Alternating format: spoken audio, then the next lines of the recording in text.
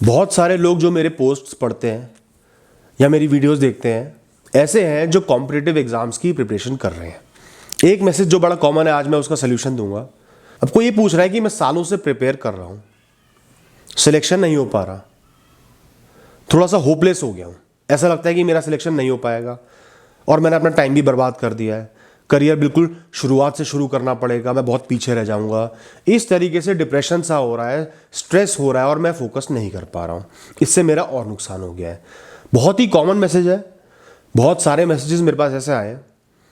तो मैं आपको सबसे पहले एक चीज़ कहना चाहूँगा, आप 100 साल की उम्र तक तो प्रिपेयर नहीं कर सकते ना, तब तक तो मर ही जाओगे। दोस्तों, हर चीज़ के लिए टाइम एलोकेट करना बहुत ज़रूरी है। हर चीज़ की एक लिमिटेड वैल्यू है, लिमिटेड स्कोप है, लिमिटेड प्रैक्टिकलिटी है। आपको कॉम्पिटिटिव एग्जाम्स में इंटरेस्ट है, आपको आईएएस बनना है या इनकम टैक्स इंस्पेक्टर बनना है, सरकारी जॉब करनी है, स्टेबल जॉब करनी है, इस फील्ड में आपका इंटरेस्ट है, तो आप अपने आप को एक टाइम एलोकेट करो। 3 साल, 5 साल, 6 साल, 7 साल, इस टाइम की सीमा तय कर लो।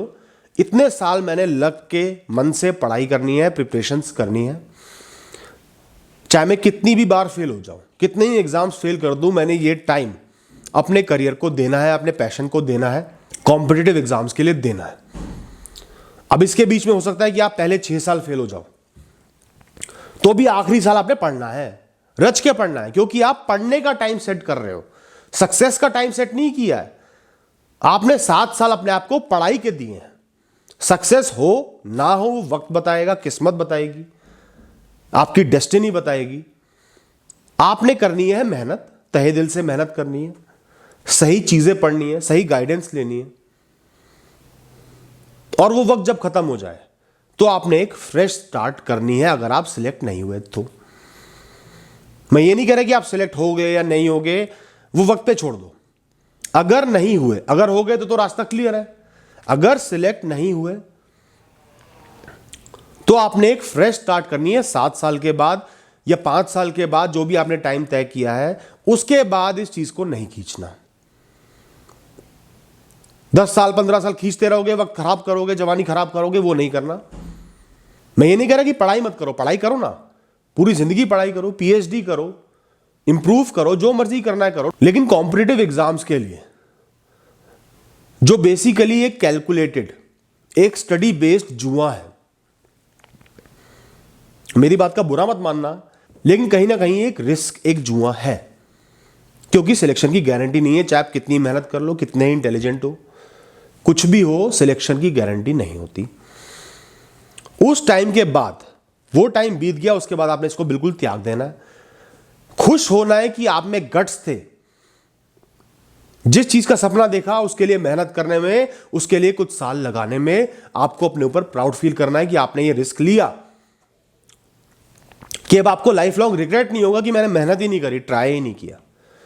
दूसरी बात, आपने ये सोचना है कि मैंने टाइम बर्बाद नहीं किया है, ऐशो आराम में नहीं बिताया है, मजे नहीं करे, प्रोक्रेस्टिनेट नहीं करा, आवारागर्दी नहीं करी, पढ़ाई तो की है, कुछ सीखा ही है, आगे काम ही आएगा। और कुछ क्या, बहुत कुछ सीखा है, दुनिया की नॉलेज अपनी मुट्ठी में कर ली, जबरदस्त इंटेलेक्चुअल बन गए। इस चीज को अप्रिशिएट करना है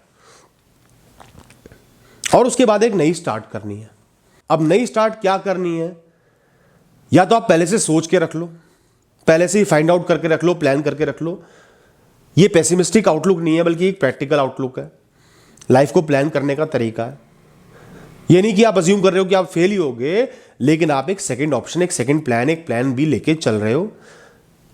अब कई लोग कहेंगे कि प्लान बी नहीं लेके चलना चाहिए, 100% फोकस प्लान ए पे होना चाहिए। तो भाई, प्लान बी होने का मतलब ये नहीं कि आपका फोकस हट गया है प्लान ए से।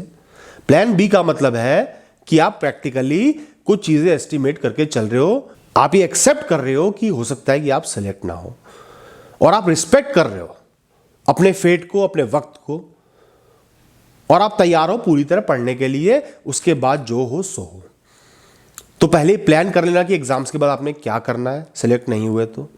बिजनेस करना है, आगे पढ़ाई कंटिन्यू करनी है, एमबीए करना है, पीएचडी करनी है, लैंग्वेजेस लर्न करनी है, कंप्यूटिंग स्किल्स लर्न करने हैं, अकाउंटेंसी पढ़नी है, ये पहले ही तय कर लेना। पहले तय ना भी करो तो जब आपका टाइम समाप्त हो जाए, आपके वो कुछ साल जो आपने डेडिकेट किए अपने सपने को वो समाप्त हो जाए, उसके बाद महीने, 2 महीने, 3 महीने बिल्कुल टेंशन फ्री होके एक चीज से अगला स्टेप लेके आगे बढ़ के कुछ महीने लगाने हैं प्लान करने में।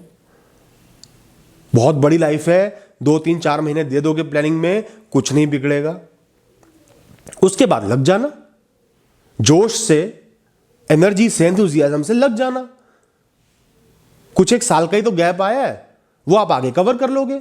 कम से कम लाइफ लॉन्ग रिग्रेट तो नहीं रहेगा, कुछ नॉलेज साथ में तो रहेगी, एक्सपीरियंस साथ में तो रहेगा। दोस्तों उम्मीद करता हूं मेरी बात आपको समझ में आई होगी। होपलेस बिल्कुल भी नहीं होना, चाहे कितनी भी बार फेल हो जाओ, क्योंकि आपने अपने आप को एक टाइम दिया है, एक टाइम गैप दिया है, उसमें जितनी मेहनत हो सकती है आपने करनी है, बस उसके बाद आगे बढ़ना है। तो होपलेस नहीं होना, टाइम एलोकेट करना है और मेहनत करनी है। ऑल द बेस्ट दोस्तों, अपने पैशन के लिए खूब मेहनत करो, आगे बढ़ो। God bless you.